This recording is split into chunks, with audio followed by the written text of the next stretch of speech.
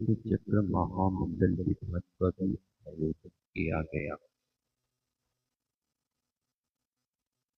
और भक्ति का फल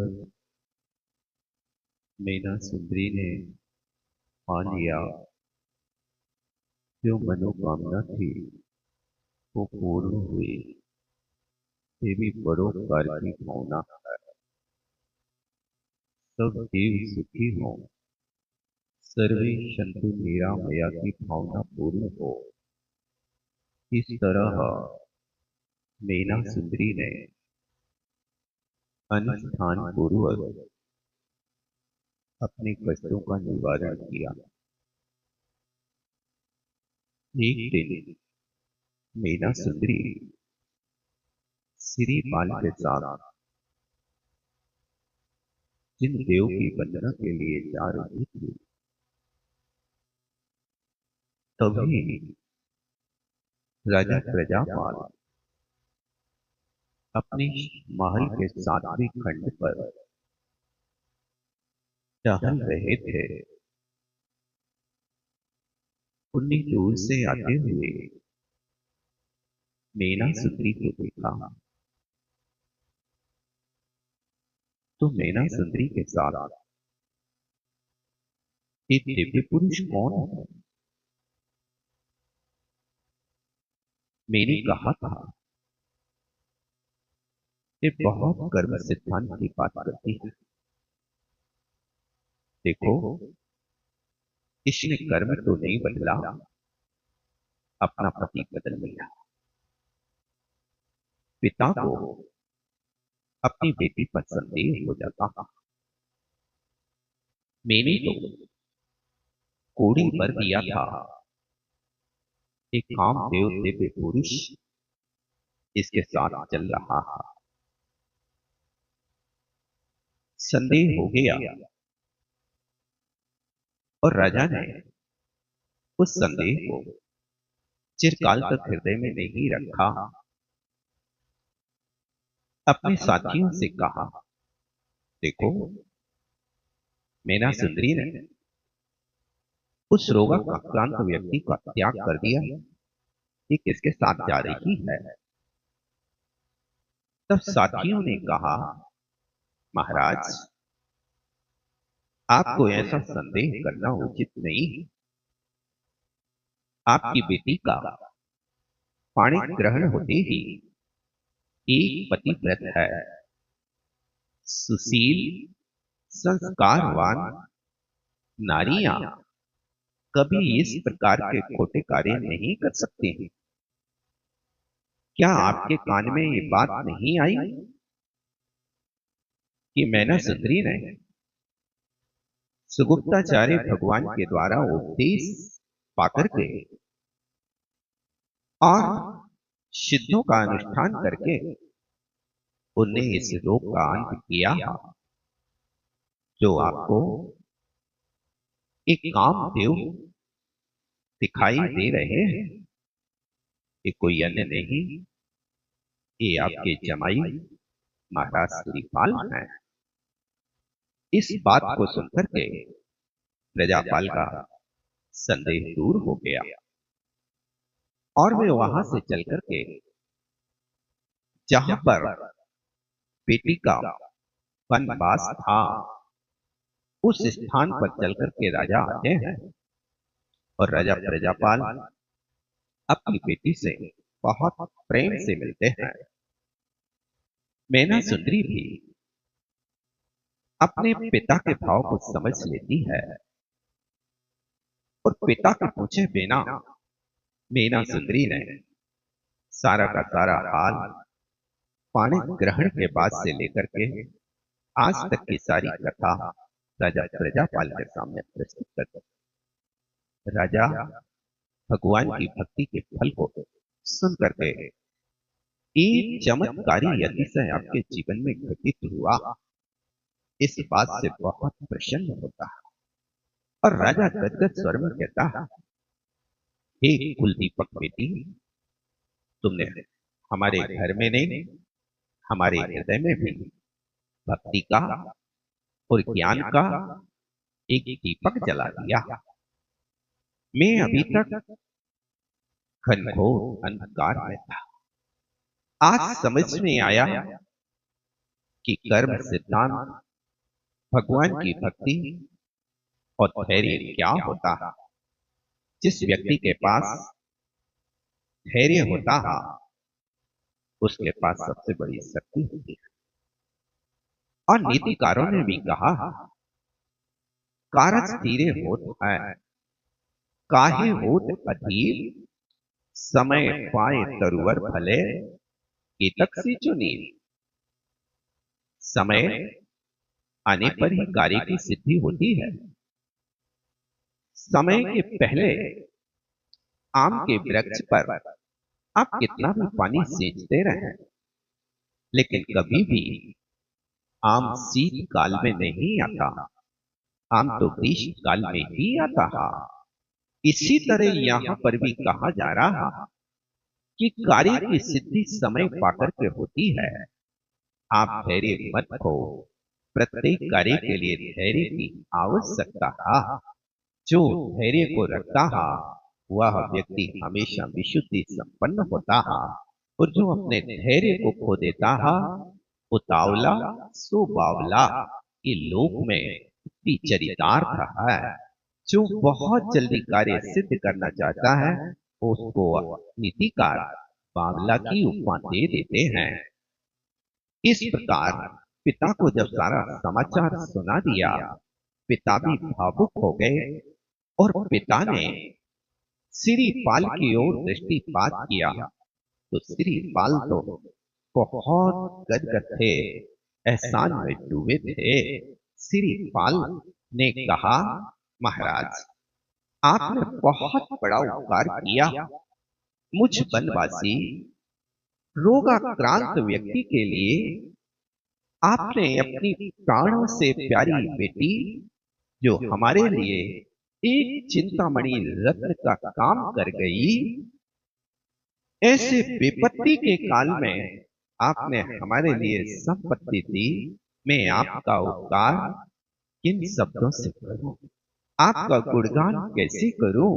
इस प्रकार अतीव कृतज्ञ गद गद स्वर से श्रीपाल महाराज राजा प्रजापाल के लिए कृतज्ञता ज्ञापित करते हैं। और ये होना भी चाहिए। संकट के काल में यदि कोई उपकार कर देता है, तो उस उपकार को कभी भूलना नहीं। नहीं कृतम उपकारम साधवो विस्मरन्ति। जो सज्जन पुरुष होते हैं, वे किए हुए उपकार को कभी भूलते नहीं। ये बात हमेशा ध्यान रखना। यदि किसी व्यक्ति ने आपके लिए एक गिलास पानी भी पिलाया है, तो उसको उपकारी मान करके धन्यवाद देना, क्योंकि एक कृतज्ञता बहुत बड़ा गुण है। आचार्य पूज्यपाद महाराज ने तो सर्वार्थ सिद्धि में बूढ़ी दुर्लभ भावना का वर्णन करते हुए लिखा कि जैसे इस स्थावर से त्रस पर्याय पाना दुर्लभ है, इसी तरह कृतज्ञता गुण पाना भी दुर्लभ है। ये सरल गुण नहीं है। इस तरह से अपना कर्तव्य है कि कोई कुछ भी कार्य करता है, उसके प्रति कृतज्ञता ज्ञापित करना चाहिए। राजा प्रजापाल, श्रीपाल और मैना सुंदरी के संवाद से सौहार्दपूर्ण वातावरण बन गया। राजा ने इतने गदगद भावों से श्रीपाल से कहा, जमाई जी, अब मैं चाहता हूं कि उज्जैनी नगरी के राज्य को आप संभालें। मुझे अब इससे विरक्ति लेना है। ऐसा राजा प्रजापाल ने श्रीपाल से निवेदन किया, लेकिन श्रीपाल ने स्वीकार नहीं किया, क्योंकि श्रीपाल महापुरुष तत्व मोक्षगामी, उनका सिद्धांत था कि पाप कमाई नहीं, आप कमाई करके ही जीवन का निर्वाह होगा। ये आप कमाई करने वाले लोग कर्मठ होते हैं और जो बाप की कमाई पर लठ घुमाते हैं अपने बुजुर्गों पर, वे कायर होते हैं। इसलिए बाप की कमाई पर आस्था मत रखो, अपनी किस्मत पर और अपनी कमाई और अपना पुरुषार्थ करके द्रव्य का अर्जन करो। ये नीति कहती है। यदि आपके लक्ष्य वहां से हट जाए और वहां कोई लक्ष्य ना हो और आप अपने पुरुषार्थ पर डटे रहें, तो आपके परिवार में कभी भी कोई झगड़ा पैदा नहीं होगा। इस तरह से सिरीपाल ने मना कर दिया, किंतु राजा प्रजापाल का आग्रह था, महाराज अब आपका वास रनवास में होगा, वनवास में नहीं होगा। अब आप पधारे, ये हमारे लिए सौभाग्य होगा। राजा प्रजापाल की बात को सिरीपाल नहीं टाल सके और वहां उज्जैनी के वनों को छोड़ करके वे उज्जैनी नगरी आ गए और यहाँ पर सिद्ध चक्र का प्रभाव कपूर की भांति सारे देश में, अवंती देश में फैल गया। सिद्धों की महिमा इतनी अपरंपार होती है। इस प्रकार से यहाँ सिरीपाल महाराज उज्जैनी आ गए। उज्जैनी आकर के राजा प्रजापाल के साथ यहाँ पर राजकीय कार्यों को संभालने लगे। एक दिन की बात है, राज दरबार लगा हुआ था। उस राज दरबार में बंदी जन बिरध बखान रहे थे। राजा प्रजापाल के गुणगान करने के बाद बंदी जनों ने कहा, राजा प्रजापाल के जमाई महाराज सिरीपाल की जय हो। जब ऐसा शब्द कहा तो सिरीपाल का माथा ठनक गया। ओहो, मैं सुसर के नाम से जाना जा रहा हूँ। लोग प्रजापाल के जमाई की बात कर रहे हैं। मेरे पिता का नाम डूब गया, मेरा जन्म स्थान डूब गया, मेरी मातेश्वरी का नाम डूब गया। मैं पराये यह स्थान पर रह करके जाना जा रहा हूँ। मेरे को धिक्कार हो, धिक्कार हो। मैं सुसर के नाम से जाना जा रहा हूँ। इसलिए ये मन में बहुत बड़ा खेद पैदा हो गया, मन मलिन हो गया। जब कभी मन में मलिनता आती है तो अंदर कितना भी बाहर से आपके लिए सुख सुविधा उपलब्ध हो, लेकिन मानसिक अशांति उस चीज का सुख प्राप्त नहीं करने देती है। सिरीपाल राज दरबार से उठ करके अपने महल में पहुंचते हैं और जैसे ही मैना सुंदरी की दृष्टि सिरीपाल पर पड़ती है तो आज सिरीपाल का मलिन मुख देख करके मैना सुंदरी बहुत चिंतित हो गई। पता नहीं राजा ने कुछ इनका अपमान कर दिया या इनको कुछ अपने पूर्वजों की स्मृति आ गई, किस कारण से आज मुख इनका मलिन है। तब मीना सुंदरी ने मलिन मुख के साथ उनसे प्रश्न किया, स्वामिन क्या कारण है? आज आपके लिए कौन सी ऐसी विपत्ति आ पड़ी जिसके कारण आज इतने उदासीन दिखाई दे रहे हैं? सिरीपाल ने बहुत कोशिश की कि अपनी बात किसी को बताई ना जाए, लेकिन महिलाएं जो होती हैं वे यदि किसी वस्तु को ठान लेती हैं तो फिर जब तक उस रहस्य को ना जान लेवे तब तक ना तो भोजन होगा ना कोई दूसरा काम होगा। ये उनकी एक आदत होती है। तुम्हें पहले बताना होगा कारण क्या है। बहुत प्रयास किया श्रीमान महाराज ने छिपाने का, लेकिन मैना सुंदरी नहीं मानी, क्योंकि लाख छिपाओ छिप न सकेगा राज कितना गहरा। दिल की बात बता देता है असली नकली चेहरा। ये तुम्हारे दिल में क्या है? उस दिल की बात को आपका चेहरा बता देता है कि आज आप प्रसन्न हैं, कि आप नाराज हैं, आपके पास खुशियां हैं अथवा कोई गम है। ये मैना सुंदरी ने समझ लिया। तब श्री बाल महाराज कहते हैं कि हे देवी, मामा के यहाँ, बहन के घर, ससुर के और स्त्री के नाम से जाना जाना ये बहुत बड़ा दुर्भाग्य है। जो व्यक्ति इनके नामों से जाना जाता है वो सौभाग्यशाली नहीं होता है। देखो, मैं ससुर के नाम से जाना जा रहा हूँ, मेरे पिता का नाम डूब गया। लोग प्रजापाल का जमाई कहते हैं, मेरे पिता का तो किसी को नाम ही पता नहीं है कि मेरे पिता कौन है। मेरे पिता सिंह सेन थे, उन सिंह सेन महाराज का नाम डूब गया। अब मैं इस राज्य में नहीं रह सकता। ऐसा उनको जैसे ही मैना के सामने श्री बाल ने अपनी बात कही, तब मैना कहती है, आप क्या चाहते हैं? तब श्री बाल ने कहा, मैं विदेश जाकर के धनार्जन करूंगा और धनार्जन करके अपने राज्य को अपनी भुजाओं से प्राप्त करूंगा। ये बात जब रखी तो मैना सुंदरी दिल मिला गई। अब क्या होगा? खैर, आप बन जाते हैं तो मैं भी आपके साथ चलूंगी।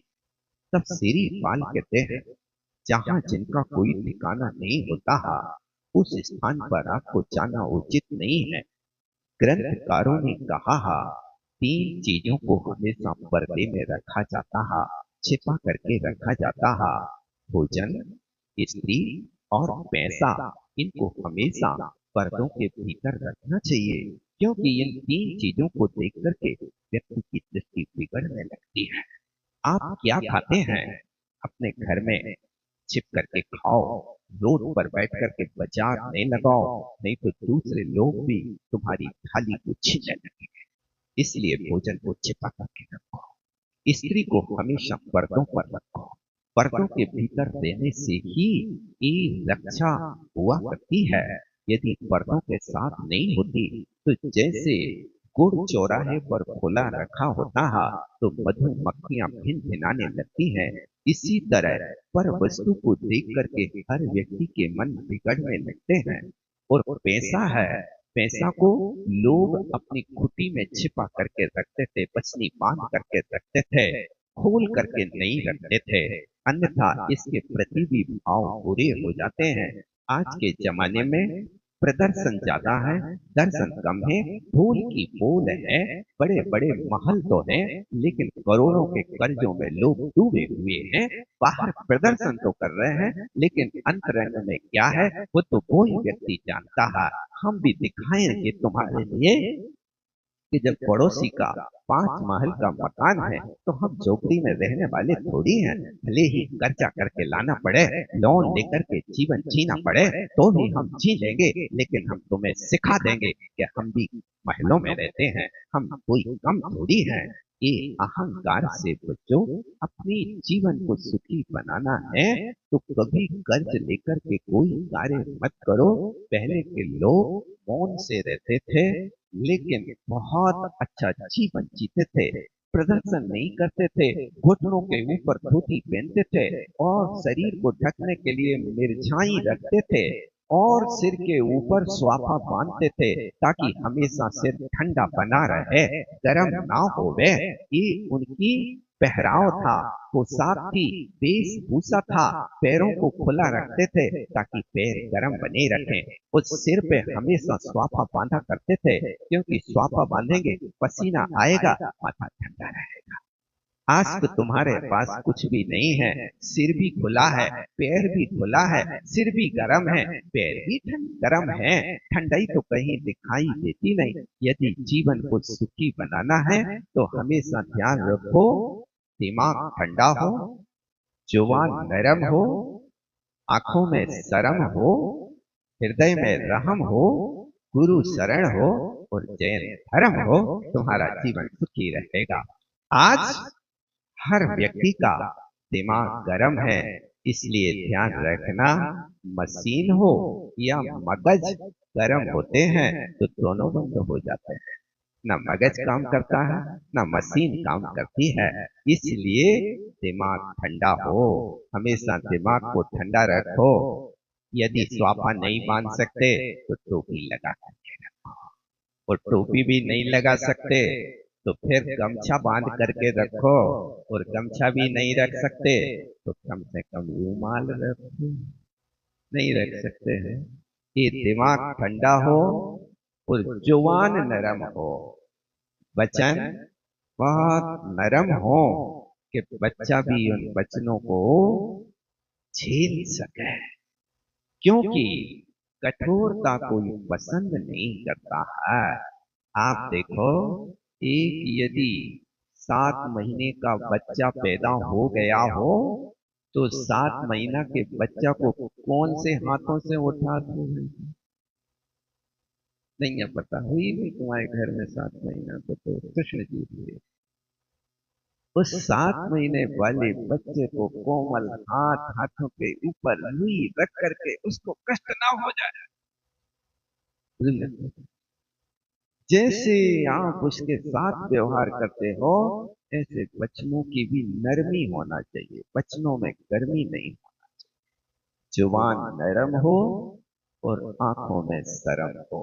यदि आंखों में शर्म रहती है तो ये बहुत बड़ा रक्षा कवच होता है व्यक्ति का।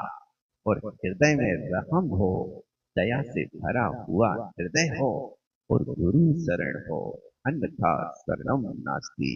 गुरु है शरणम, तेरे लिए तो गुरु ही शरण है। क्यों? क्योंकि जिसके जीवन में गुरु नहीं, उसका जीवन शुरू नहीं। जब तक गुरु नहीं होगा तब तक जीवन शुरू नहीं होगा। घनघोर अंधकार में बियाबान जंगल में भटकती आत्मा के लिए एक मील का पत्थर दिख जाए तो राहत हो जाती है। बहुत अच्छा, हमें रास्ता मिल गया। ये रास्ता इस दिशा में जाता है, इस गांव की ओर जाता है। ये रास्ता इस गांव की ओर जाता है। भटकती आत्मा एक मील का पत्थर मिलता है तो राहत मिलती है।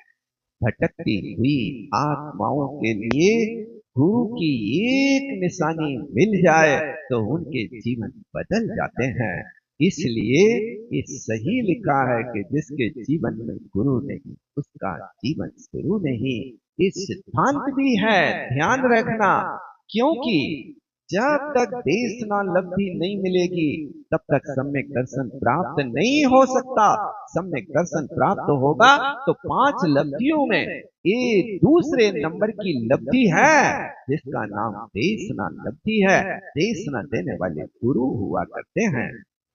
इस प्रकार से वहां मैना सुंदरी ने श्री पाल के सारे हार्द को समझ लिया, और समझ करके उनके साथ चलने की जब बात रखी तो श्री पाल जी महोदय ने कहा कि जब तक अपना ठिकाना ना हो जाए तब तक तुमको हम घर से बाहर नहीं ले जा सकते हैं, और जब तक हम धन ना कमा लें तब तक हम घर वापस आएंगे नहीं। क्योंकि आज आवश्यकता है अपनी भुजाओं के माध्यम से अर्थ पुरुषार्थ करना भी मोक्ष मार्गी का एक लक्षण होता है। और वो यदि नहीं है तो आप दीन कायर हैं। इस तरह से उनको समझाते हैं। तब मैना सुंदरी कहती है, राजा प्रजापाल तुम्हारे लिए राज देने को तैयार है, फिर क्यों विदेश गमन की बात करते हो? देखो, कूप मेंढक के माध्यम से दुनिया देखी नहीं जाती है। बाहर निकल करके देखो, अपने लिए राज्य का अनुभव होगा, संचालन होगा, और भी दूसरे अर्थ की उपलब्धि होगी। राजा राज्य दे सकता है लेकिन दूसरी वस्तुएं उपलब्ध नहीं करा सकता। इन सब वार्तालाप के साथ आगे जब ये जाने के लिए तैयार हो जाते हैं, किसी भी तरह मैना की बात को मानने के लिए तैयार नहीं होते हैं, तब मैना सुंदरी धैर्यवती नारी तो थी ही। उसने भी सोचा कि अच्छा है, आप जाते हैं, कोई बात नहीं, बस इतना ध्यान रखना तब मैना सुंदरी श्री पाल को जब किसी तरह नहीं मना पाती है, तब मैना सुंदरी सिद्धांत परोसने की कोशिश करती है। क्या सिद्धांत? देखो, ये संस्कार यदि आपके पास हैं तो आप इन संस्कारों को बांटने की कोशिश करो। संस्कारों का भी शंखनाद होना चाहिए, तब तो आप कुछ अपने जीवन में कर पाओगे। मैना सुंदरी उनके लिए कहती है, जाते हैं, ठीक है, कुछ बातों को याद रखना, आप कहीं भी रहें सिद्धों की भक्ति करना मत भूलना, क्योंकि सिद्ध परमात्मा की भक्ति करने वाला व्यक्ति ही सिद्धि को प्राप्त होता है। ये बात कुंद कुंद स्वामी ने निर्वाण कांड में और पंचास्तिकाय में भी कहा है कि जो तीनों टाइम सिद्धों की भक्ति करता है उसको बहुत जल्दी मोक्ष पद की प्राप्ति होती है। ऐसा पंचास्तिकाय में कहा है।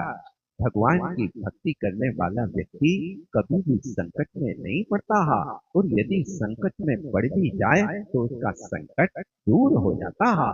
धनंजय सेठ ने भगवान की भक्ति के बल पर अपने मृत तुल्य बेटे को निर्विष कर लिया था। ऐसे हजारों दृष्टांत आपको प्रतिमान योग में मिलेंगे। इसलिए कहा, भक्ति में शक्ति बड़ी, निज गुरुदेव प्रगटाए, लौकिक सुख की बात क्या, परलौकिक सुख पाए। भक्ति में बहुत शक्ति है, बहुत शक्ति है। पैसे में शक्ति नहीं होती है। पैसा तो सिर्फ ऐसा है कि एक दिखाने की वस्तु है, लेकिन भक्ति में वो शक्ति है कि देवता तुम्हारी सेवा करने के लिए उपस्थित हो जाते हैं। यहाँ पैसे देने पर भी तुम्हें नौकर नहीं मिलेगा। आज लोग बात यही बात को रोते रहते हैं कि आज मजदूर नहीं मिल रहे, मजदूर नहीं मिल रहे। ऐसा कहते हो, पैसा तो है, लेकिन यदि पुण्य होगा तो तुम्हें मजदूर नहीं ढूंढना पड़ेगा।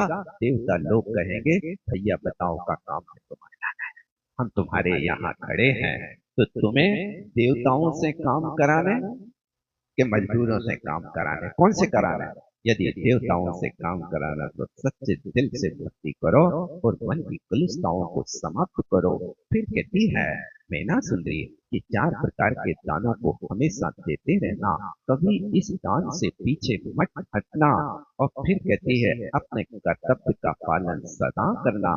प्रत्येक व्यक्ति का कर्तव्य है, ये मानवता है।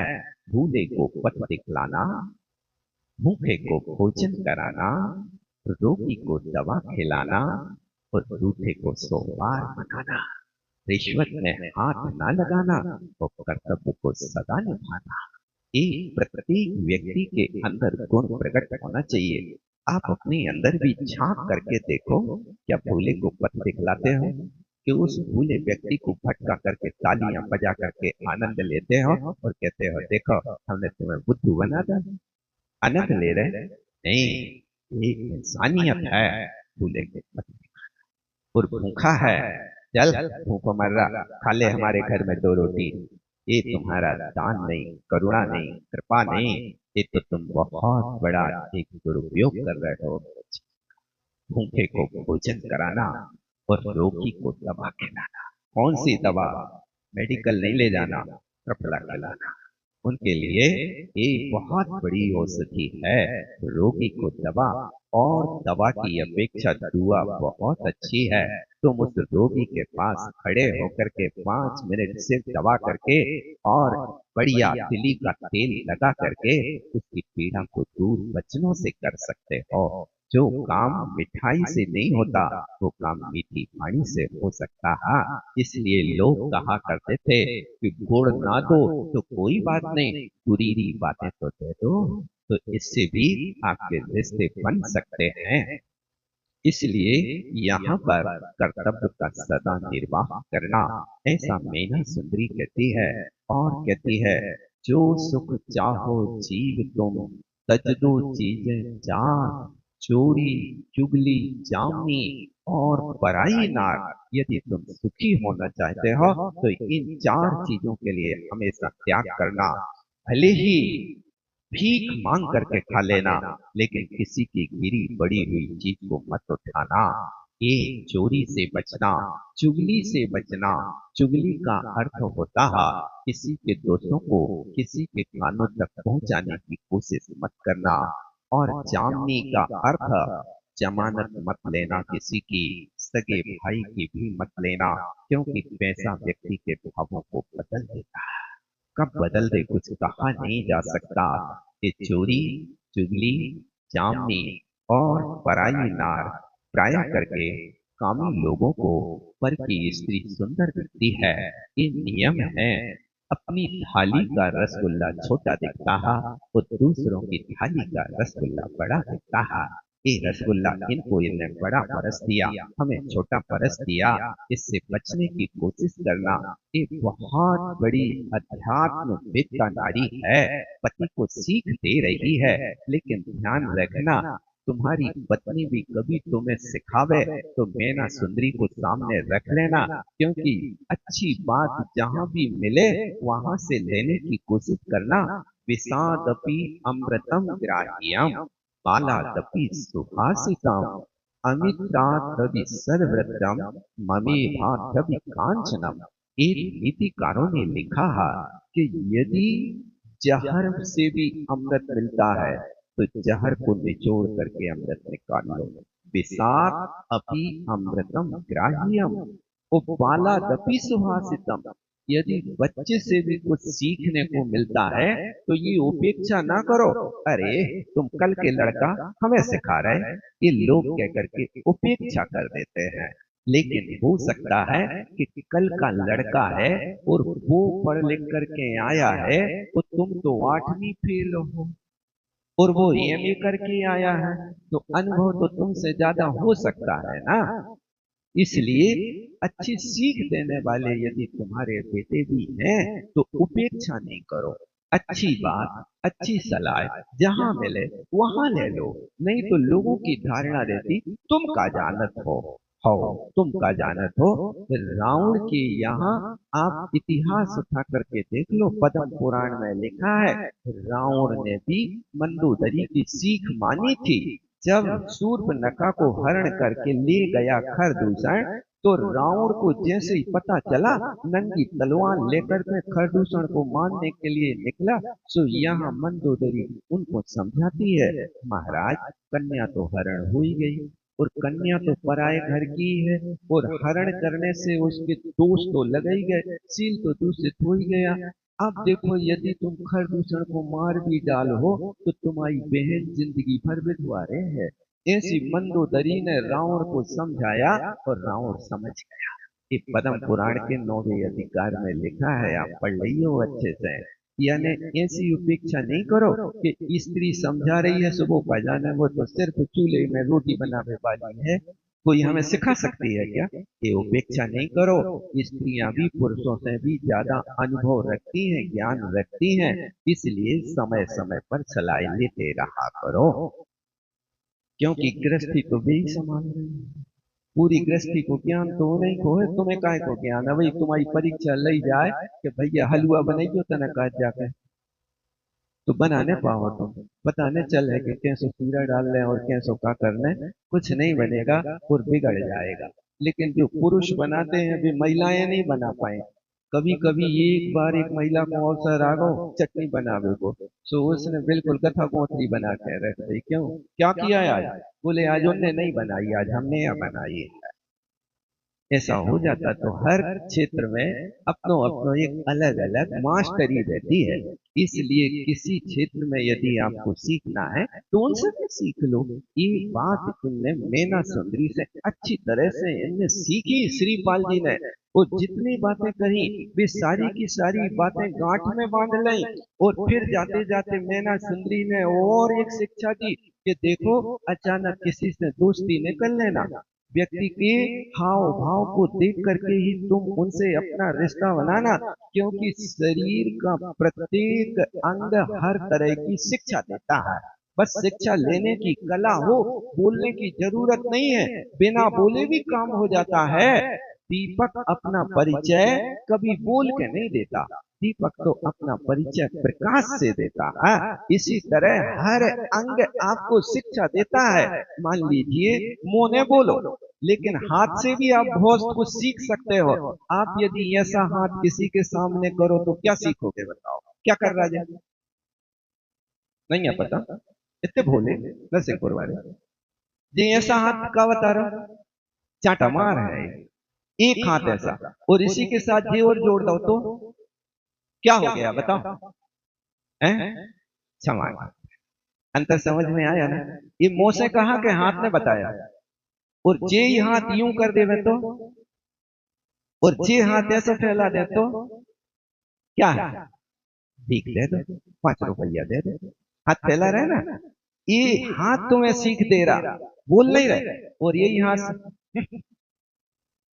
क्या हो गया? नहीं समझे? अब आंखों के सामने न दिखाइए, इसी वक्त बाहर हो जाओ, और यही हाथ से कहें ए भाई, बोले नहीं, लेकिन क्या है? इधर आओ। ये बिना बोले भी सीख लेते हो। इसी तरह आदमी की आंखों में क्या बसा रहता है। अब मैना सुंदरी कह रही कि लोगों की आंखें बड़ी हो, आंखों से भी बहुत बड़ा ज्ञान होता है। तो मैना सुंदरी कहती है, माँ की आंखों में ममता बसती है, पिता की आंखों में फर्ज बसता है, पत्नी की आंखों में कर्तव्य बसता है, भाई की आंखों में प्यार बसता है, बहन की आंखों में दुलार बसता है, अमीर की आंखों में अहंकार बसता है, और गरीब की आंखों में दीनता बसती है, सज्जन की आंखों में दया बसती है, मित्र की आंखों में सहयोग बसता है, और दुश्मन की आंखों में बदला बसता है, और शिष्य की आंखों में विनय बसती है, और गुरु की आंखों में सर्वे भवन्तु सुखना की भावना बसती है। ज्वारी की आंखों में धन बसता है, कामी की आंखों में वासना बसती है, क्रोधी की आंखों में लालिमा बसती है, अहंकारी की आंखों में बड़प्पन बसता है। ध्यान रखना, जब कोई वस्तु या व्यक्ति तुम्हें छोटा दिखाई देता है तो समझना कि वो व्यक्ति या तो दूर से देख रहा है या गरूर से देख रहा है। इसलिए अहंकारी की आंखों में हमेशा अहंकार बसता है, बड़प्पन बसता है, और कपटी की आंखों में चंचलता बसती है।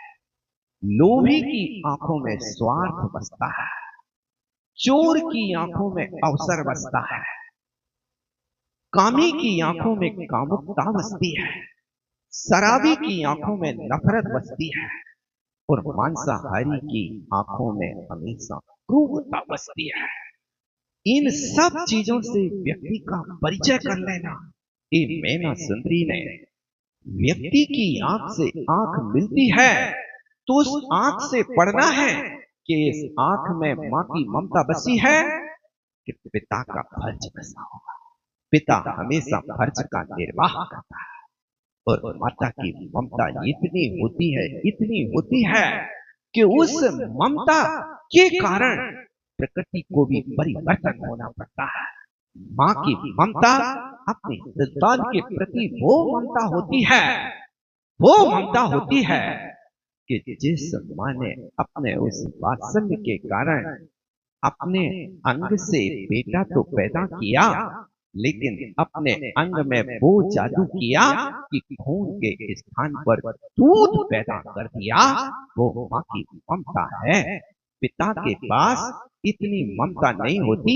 आज तक किसी पिता ने अपने शरीर में कभी खून से दूध बना करके नहीं दिखाया, लेकिन एक मां की ममता है कि जिस वात्सल्य ने वो वहां पर एक कल्प वृक्ष की तरह अमृत पान कराने वाली उस संतान के लिए दूध पैदा कर दिया। ये मां की ममता होती है। इस तरह तुम आंखों से सब कुछ पढ़ना ऐसा सिखा बड़ा करके, और सीरी पाल के लिए विदा करने का जब अवसर आता है आप लोग भी कहते हैं ना, वे तो सिखाए पढ़ाए आए हैं। आप लोग कहते कि नहीं कहते? आपके यहाँ कौन सिखाने पढ़ाने वाला होता है? आप लोग इसको एक कपट की भाषा समझते हो। हम समझ रहे हैं तुम्हें कौन ने सिखाओ है, कौन ने पढ़ाओ है, ऐसा लोग कह तो देते हैं, लेकिन वास्तव में सिखाना तो मैंने सुंदरी की तरह सीख देना, जिस सीख के माध्यम से वो हमेशा आगे कदम रखे, तो वो कदम अनुभव के माध्यम से रखे। इस तरह मैना सुंदरी से विदा लेकर के जब जाने लगते हैं, तो मैना सुंदरी की आंखों में आंसू आ जाता है, विलाप होने लगता है। तब श्रीमान महोदय कहते हैं, हे मैना सुंदरी, मैं 12 वर्ष के पूरे आवादा काल के भीतर आने की कोशिश करूंगा। पूर्ण 12 वर्ष होते ही मैं आपके पास आऊंगा, लेकिन जाते समय अमंगल मत करना।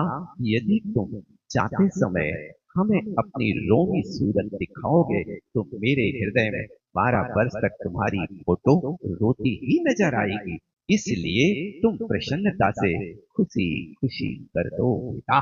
ऐसा गाते ना आप लोग, खुशी खुशी कर दो विदा। ये कब गाते हो आप लोग? विदाई कौन की होती है? जब बिटिया को भेजा हो, तब बिटिया वाले गाते हैं खुशी खुशी कर दो विदा, कि बेटा वाले गाते हैं कि वहां माइक वाला गाता है। कौन गाता बताओ? खुशी खुशी कर दो विदा। हो, खुशी खुशी तो करेंगे, लेकिन कुछ शिक्षा भी तो दे करके जाएंगे।